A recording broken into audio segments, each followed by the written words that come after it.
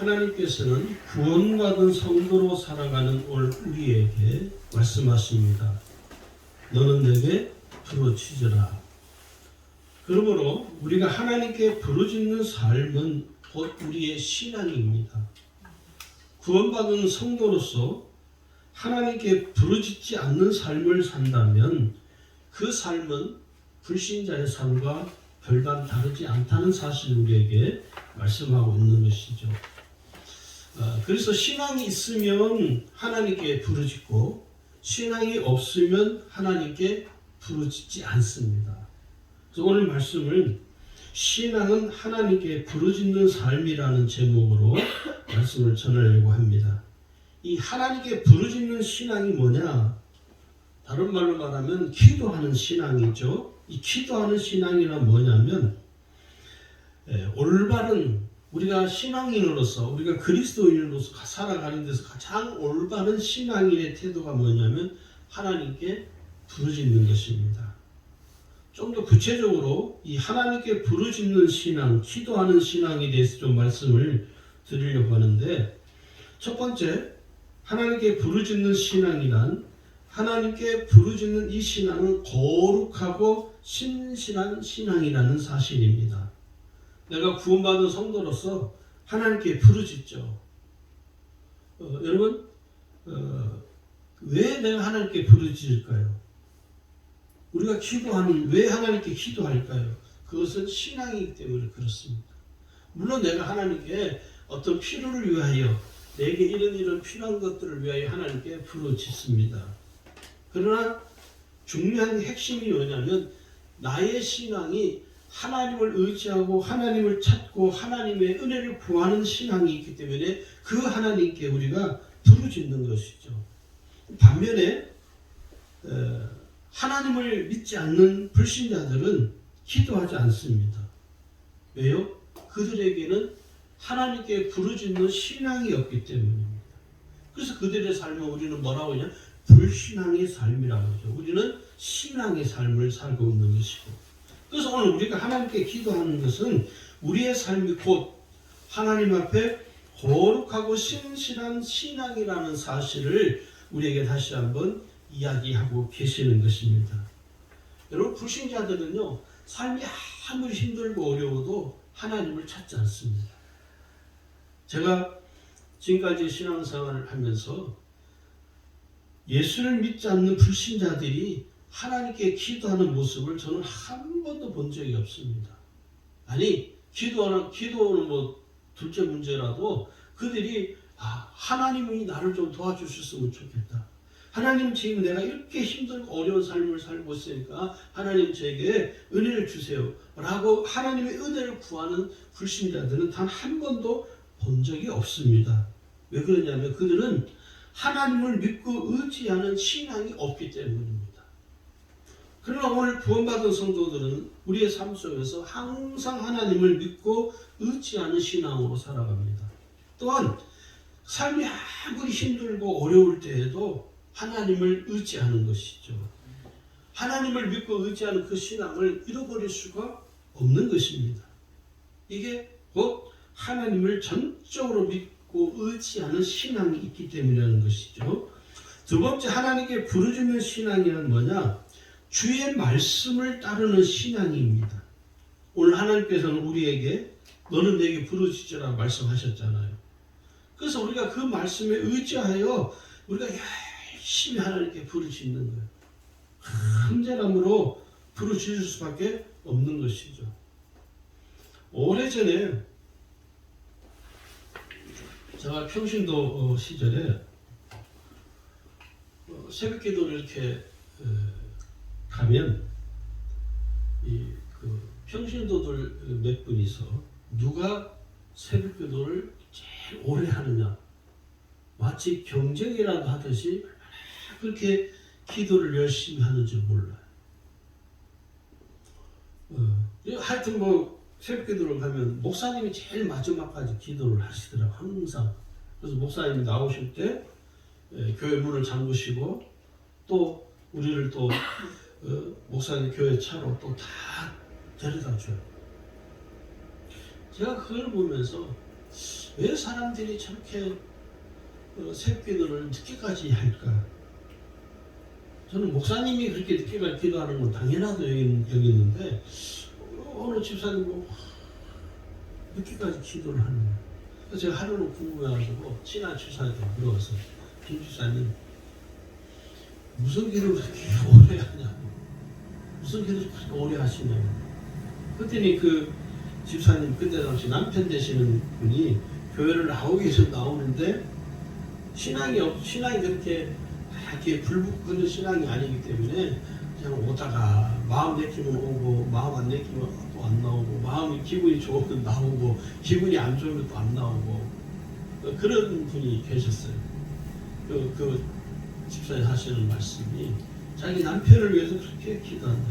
그리고 새벽에 와서 기도할 때 집사님 위해서 기도하는 거냐, 나를 위해서 기도하는 것보다 당신 남편을 위해서 기도하는 게 거의 99%라는 거예요. 제가 그분의 이야기를 들으면서 이분은 하나님을 믿고 의지하는 신앙이 있기 때문에 하나님께 자기 남편을 하나님 변화시켜달라는 거예요. 사람이 어떻게 변화시키겠습니까? 그런 듯이 하는 일이 벌어졌어요. 그분이 그 다음 해에 교회 집사님이 되셨어요. 무엇을 말합니까? 신앙이 올바르게 이제 신앙이 들어간 거예요. 누구의 기도로? 그 아내의 기도로. 그게 뭡니까? 주의 말씀을 따르는 사람. 오늘 너는 내게 부르짖으라고 오늘 우리가 읽은 이 본문에도 말씀하는 겁니다. 이 부르짖는다는 의미는 뭡니까? 간절함과 애절함을 가지고 하나님께 부르짖는 것이죠. 우리가 모두가 하나님께 기도할 때 정말 간절함으로 기도하죠. 건성으로 기도하는 분은 별로 없습니다. 정말 하나님이 내 삶 가운데 역사해 주시도록 내 삶의 문제를 하나님이 터치해 주셔서 내 삶의 문제가 해결되어지도록 우리는 하나님께 정말 간절함으로 기도할 수밖에 없습니다. 오늘 예수님께서 여러분 제자들에게도 기도를 가르쳐 주셨어요. 여기 마태복음 7장 7절에 예수님이 오늘 이렇게 말씀합니다. 구하라 그리하면 너에게 주실 것이요, 찾으라 그리하면 찾아낼 것이요, 문을 두드리라 그리하면 너에게 열릴 것이니. 이게 제자들에게 주신 말씀입니다. 근데 제자들에게 주신 말씀, 제자들에게만 주신 말씀이 아니라 오늘 저와 여러분에게도 주신 말씀입니다. 그래서 여러분 기도는 뭡니까? 구하고 찾고 두드리는 거예요. 그래서 오늘 구하는 자는 뭐라고 했습니까? 준다고 그러잖아요. 구하라 그리하면 너에게 주실 것이요. 하나님 내게 주시지 않는 이유가 뭡니까? 내가 구하지 않기 때문에. 구하는 자에게는 하나님이 약속하신 그대로 말씀하신 그대로 다 주시겠다는 것입니다. 그리고 찾는 자에게는 그가 원하는 것을 찾아내도록 하나님 은혜를 베풀어 주시고, 문을 두드리는 자에게는 뭐라고 말씀합니까? 열릴 것이라고 말씀하고 계시는 거죠. 그래서 기도는요, 하나님께서 내게 응답해 주실 때까지 부르짖는 겁니다. 하나님 내게 응답하여 주실 때까지 지속적으로 계속 부르짖는 거예요. 자, 그 다음에 세 번째 하나님께 부르짖는 신앙이란 뭐냐? 주님을 온전히 믿고 의지하는 신앙입니다. 우리가 하나님께 열심히 부르짖죠. 오늘 예레미야 33장 2절에도 말씀하죠. 이를 행하시는 여호와, 그것을 만들며 성취하시는 여호와, 그의 이름을 여호와하는 이가 이와 같이 이르시도다. 그리고 3절에 가면 뭐랍니까? 너는 내게 부르짖으라. 우리가 참 부르짖는 것이 잘 안 되거든요. 오늘 어떤 성도가 목사님 기도를 오래 하는 게 좋냐고, 기도를 짧게 해도 하나님 듣는 거 아니냐고.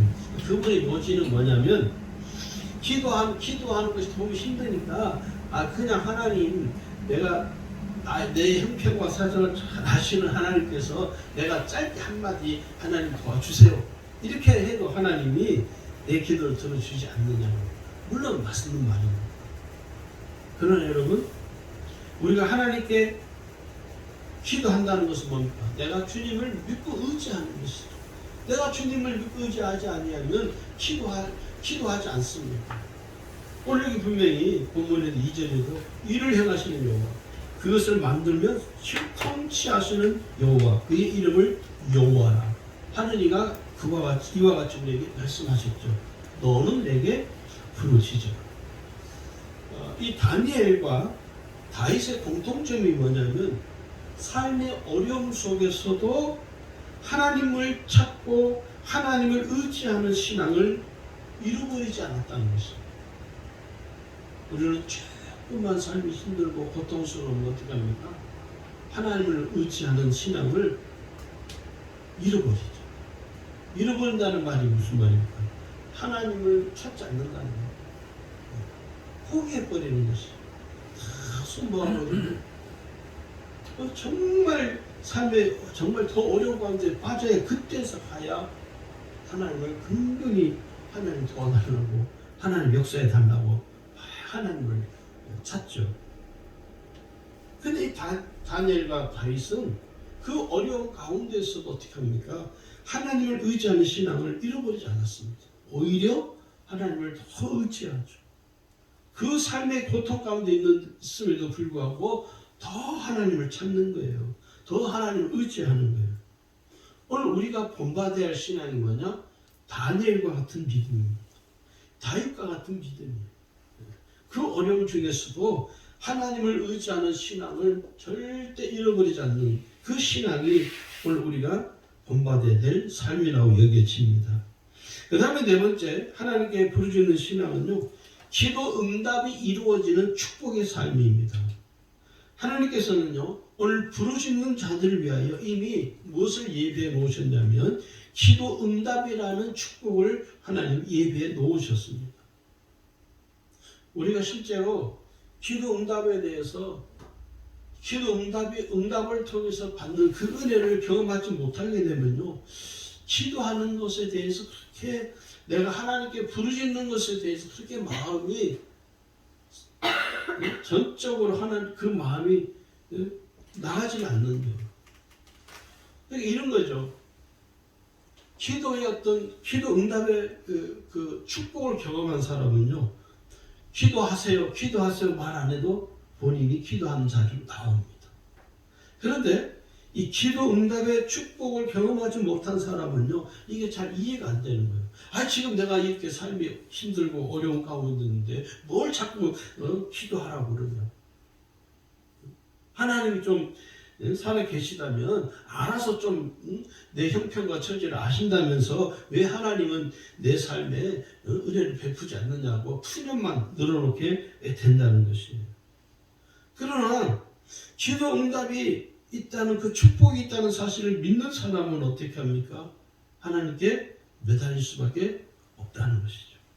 그래서 여러분, 기도 응답에는요, 몇 가지 유형이 있습니다. 내가 기도 응답을 받는 그 형태가 여러 가지 유형으로 나타나는데, 첫 번째는요, 하나님께서 내 기도에 즉시 응답해 주십니다.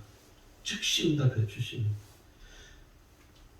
오늘 여기 마태복음 21장 21절에도 말씀하며 이렇게 말씀합니다. 너희가 기도할 때 무엇이든지 믿고 구하는 것은 다 받으리라. 뭐 한다고요? 믿고 구하는 거 다 받는다는 거예요. 기도가 내 삶의 최선이 되어야 되는 것이죠. 기도가 내 삶의 최선이고 내 삶의 최상이죠. 내가 어떤 악조건 속에서도 기도하는 것만큼은 놓지 않도록 우리 스스로가 마음을 잡아야 됩니다. 두 번째 기도 응답 형태가 어떻게 나타나냐? 기다리라는 것입니다. 하나님. 지금 당장 나는 오늘 당장 하나님 내 기도 응답해 주시면 좋겠는데 하나님은 우리에게 뭐라고요? 기다리라는 거예요. 기다리라. 그래서 기도는 뭐가 필요하냐? 인내하는 믿음이 필요하다는 거예요. 그러니까 우리가 믿음을 갖고 기도하는데 뭐가 없이 기도하느냐면 인내하는 믿음이 없습니다. 지금 당장 주셔야지 왜 안 주시냐고. 내가 어떤 기도 응답받는 시간을 정해놓고 날짜와 시간을 딱 정해놓고 요 시간 안에 하나님이 응답해 주세요 하고 여기 땡 하고 기도를 하죠. 근데 내가 원하는 날짜에 하나님 내게 기도 응답을 하지 않는 거예요. 그 우리는 마음에 뭐가 생기죠? 실망이 생기죠.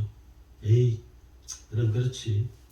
내가 이렇게 마음 먹고 기도 한번 했는데 세상에 하나님 너무하네. 왜 지금 당장 오늘 요 시간까지 하나님 응답해 주셔야 되는데 왜 안 해주지 하고 우리는 막 화를 오히려 내고 어떤 사람은 본인 스스로가 못 견뎌하는 사람도 있습니다. 그럼 와서 하소연 할 데 없으니까 담임 목사님 와서 아이 목사님 내가 목사님 기도하라고 그래서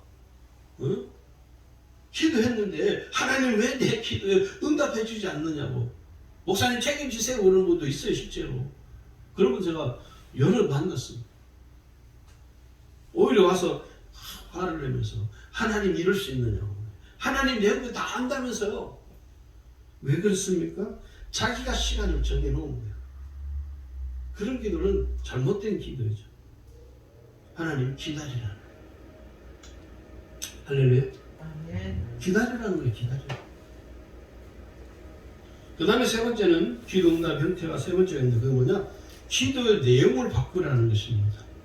왜 그러냐면 내가 기도하는 그 기도의 내용이 하나님의 뜻에 일치되지 않을 때 하나님께서는 그 기도의 내용을 바꾸기를 원하십니다. 제가 여기 온 지가 거의 20년이 넘었습니다. 저는 여기 처음에 여기 올 생각도 없었고 올 마음도 없었습니다. 부산에서 이제 부교육자로 생활하다가 교회에서 이제 목회를 목사님이 담임 목사님이 권유를 하셔서 기도를 하는데 두 군데가 있었어요. 여기 말고 여기하고 다른 데. 근데 제 마음속에는 거기를 가고 싶고 여기는 생각도 나지 않아. 여기는 오고 싶은 마음이 눈두만큼도 없었어요. 근데 기도하는데 저희 사모하고 둘이서 기도하는데 마음이 너무 불편한 거예요.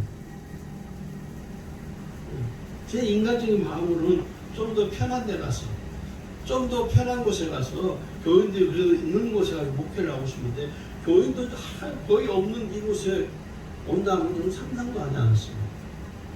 근데 기도할 때마다 마음이 계속 불편한 거예요. 내 기도 내용을 하나님 자꾸 바꾸라는 거예요. 여러분 같으면 어때요? 아 그래요? 알겠습니다. 됩니까? 아니요. 저도 쉽게 안 됐습니다. 한 달 동안 정말 고통스러웠어요. 기도 내용을 바꾼다는 것 자체가 얼마나 힘이 들고 얼마나 한 달 동안에 정말 밥도 제대로 먹을 수 없고 그러니까 결국은 하나님께서 어떻게 하느냐 내가 하는 내 기도 내용을 하나님이 원하는 방향으로 하나님 기도 내용을 바꾸셨어요. 그래서 여기 온 거예요. 우리가 하나님의 뜻에 일치하지 않는 기도는요 기도 응답을 받을 수 없습니다. 그래서 하나님은요 기도하는 사람의 기도 내용을 바꾸게 만드셔요. 저는 그런 경험을 많이 했습니다. 하면서 기도 내용이 바뀌는 거예요. 나도 모르게. 예수님도 여러분 그러셨습니다.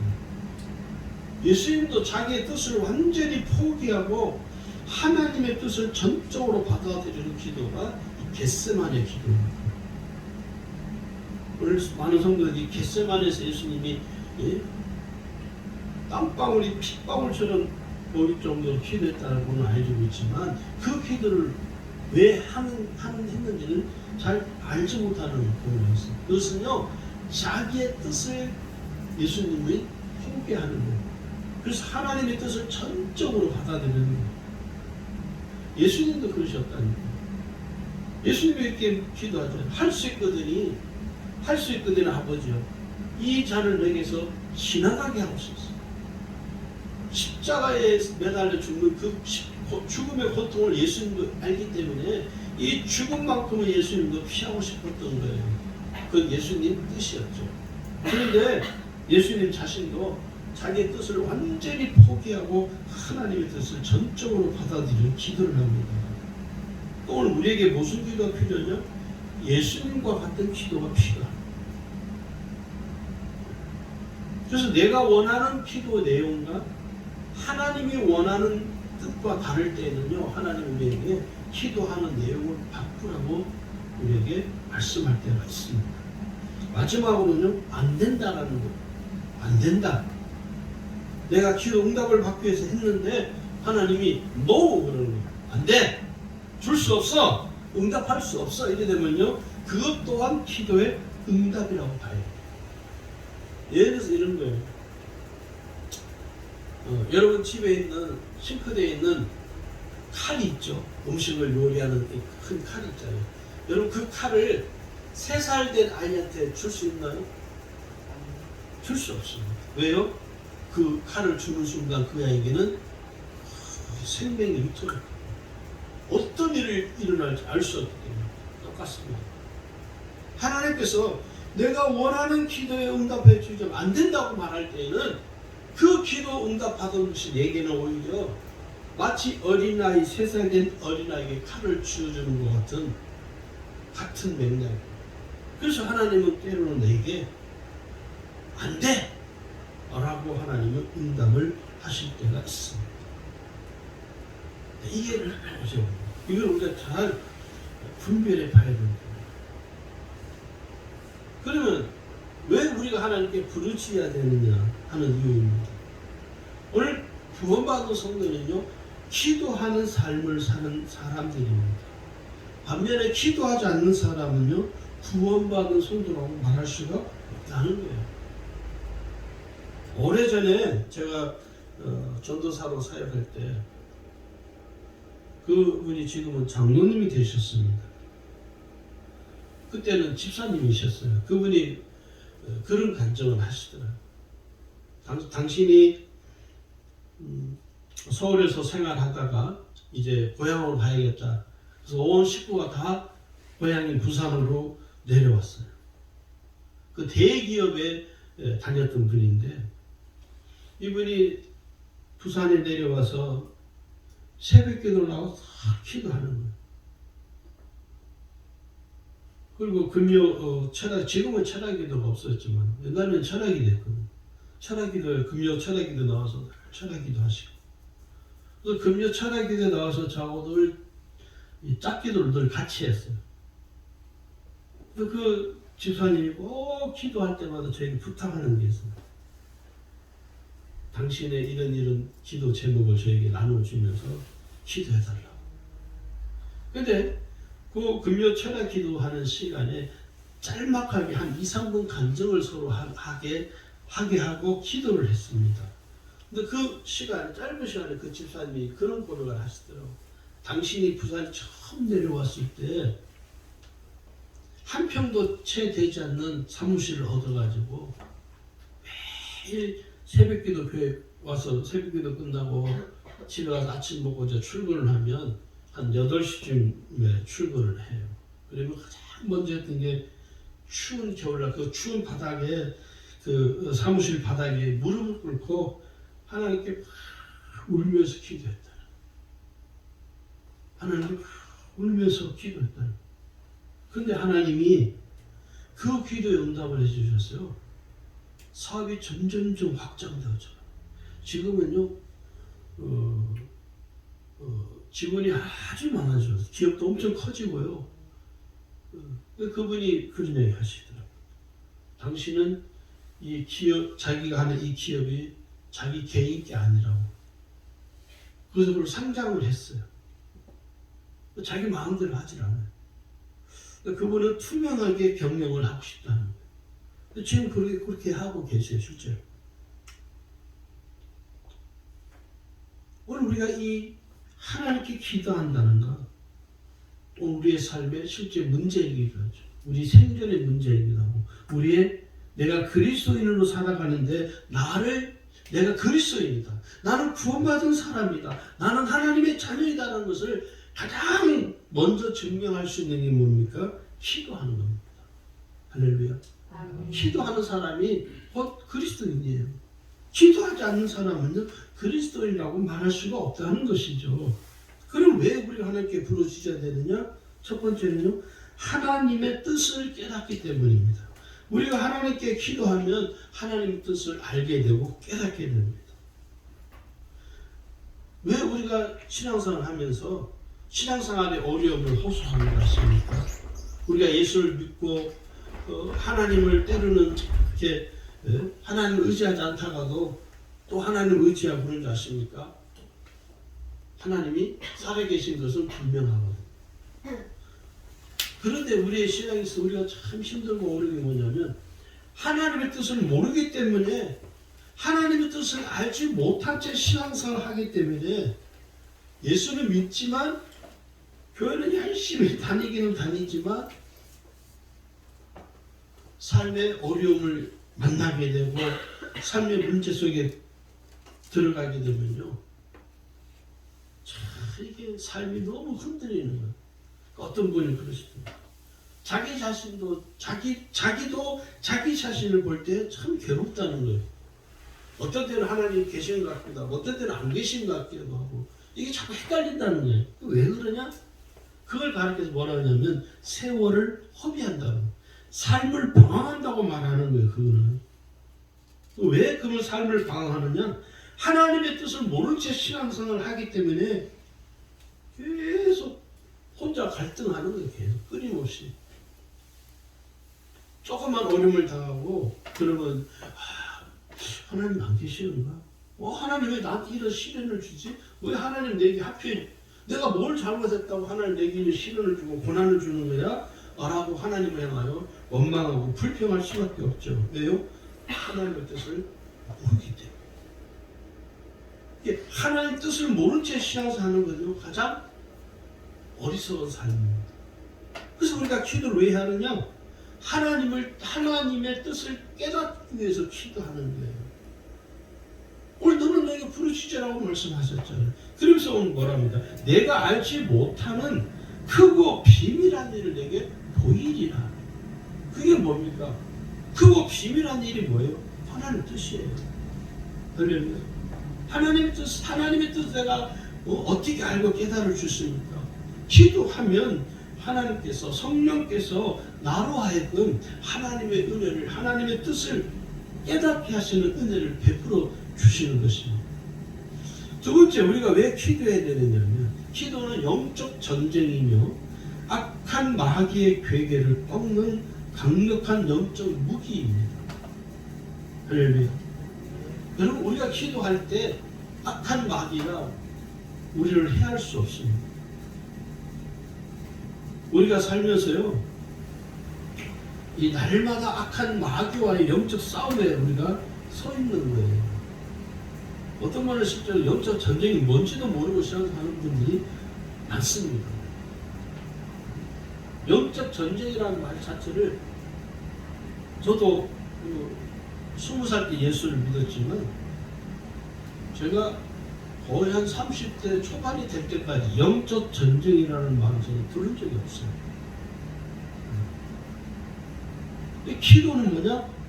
강력한 영적 전쟁에서 악한 마귀와의 싸움에서 이길 수 있는 강력한 영적 무기가 바로 이 기도입니다.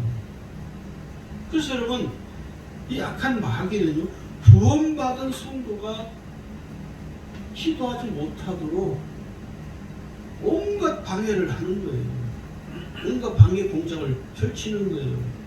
내 마음을 복잡하게 만들고 내 마음속에 근심을 심어주고 내 마음속에서 염려가 떠나지 아니하도록 계속 악한 마귀가 나를 공격하는 거예요. 이게 뭡니까? 바로 영적 싸움이라는 거예요. 그래서 베드로전서에 보니까요 이렇게 우리에게 공부합니다. 근신하라 깨어라 너희 대적 마귀가 우물사자같이 두루다니며 삼킬 자를 찾는. 계속해서 이런 악한 마귀와의 영적 공격에서 우리가 이기려면요 첫 번째 뭐가 필요하냐? 근신하여 깨어있는 것.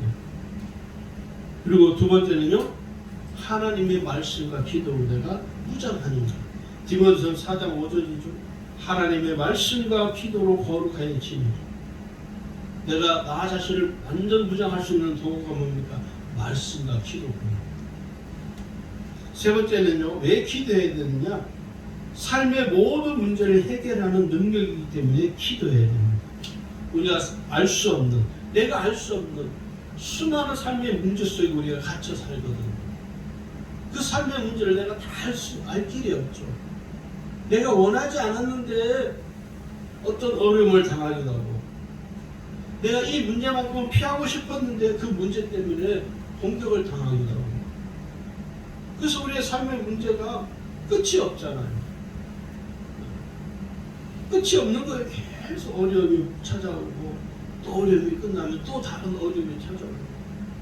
그러니까 이 삶의 문제를 이길 수 있는, 해결할 수 있는 능력이 뭐냐? 오직 기도밖에 없습니다. 오늘 야고보서 5장 13절에 우리에게 권면합니다. 너희 중에 고난당한 자가 있느냐? 저는 기도할 것이요. 고난당한 자가 있으면 오늘 뭐라고 말하는 거예요? 기도하라는 거예요. 하나님께서는요, 고난을 당하는 자에게 기도할 것을 우리에게 말씀하고 계십니다. 칼뱅이 이런 말을 했습니다. 어려운 환경에서 기도하고 싶은 마음마저 없다면 우리는 짐승만도 못한 사람들이 아닐 수 없다. 저는 이 말이 맞다고 동의합니다. 내가 어려운 가운데 빠졌음에도 불구하고 하나님께 기도하지 않는다면 우리는 구원받은 성도라고 어디 가서 말할 수가 없다는 거죠. 그 다음에 네 번째, 왜 우리가 기도하느냐? 사명을 감당하기 위해서 기도합니다. 하나님께서는 오늘 우리 각자에게 사명을 주셨어요. 그 사명을 감당할 수 있는 무기가 뭐냐? 기도입니다. 기도. 이방 선교의 사명을 감당하였던 이 사도 바울도 어떤 사람이냐? 기도하는 사람이었어요. 기도하는 사람이 결국은 하나님이 각자에게 주신 사명을 감수할 수 있는 거예요. 오늘 우리의 거룩한 신앙과 신실한 믿음의 사람이 되려면 기도하는 거지, 기도. 또 하나님 내게 주신 사명을 잘 완수하기 위해서는요, 기도하는 겁니다. 기도해야만이 이 사명을 감당할 수 있어요. 그 다음에 다섯 번째입니다. 신앙이 영적으로 성장하고 성숙해집니다. 여러분, 다른 사람을 위해서 우리가 기도하잖아요. 그 쉬운 일일까요? 쉽지 않습니다. 결코 쉬운 일이 아니에요.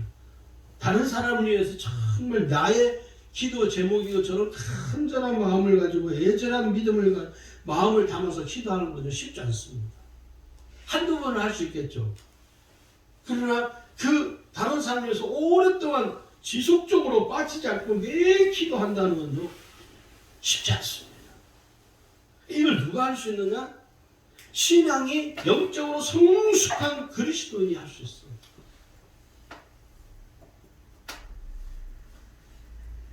부흥하는 교회들 가보면요, 그 교회 핵심 그룹이 어딘 줄 아십니까? 중보기도팀이에요.